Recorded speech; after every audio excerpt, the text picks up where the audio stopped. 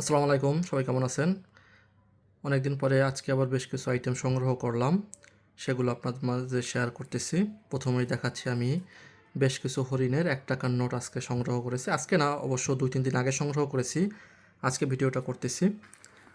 এর সাথে সংগ্রহ হয়েছে আমার একটা প্লাস্টিকের ১০ টাকার ইনটেক বান্ডিল। এটা কিন্তু বর্তমানে মোস্ট রেয়ার একটা আইটেম, প্লাস্টিকের ১০ টাকার বান্ডিল। সাথে কিছু রূপার মোগল আমলের মুদ্রা আছে, ব্রিটিশ আমলের মুদ্রা আছে এবং বেশ কিছু বাংলাদেশের ১ পয়সার কয়েন আছে।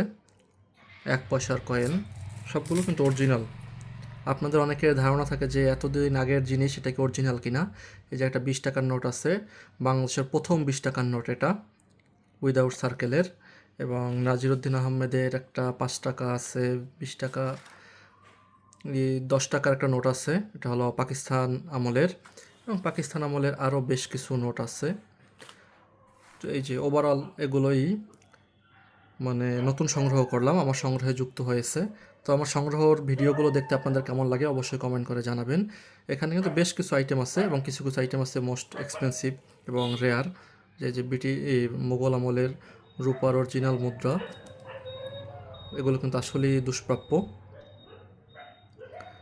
তো সবাই ভালো থাকেন, আবার অন্য কোনো ভিডিওতে দেখা হবে। আজকের ভিডিও এই পর্যন্তই।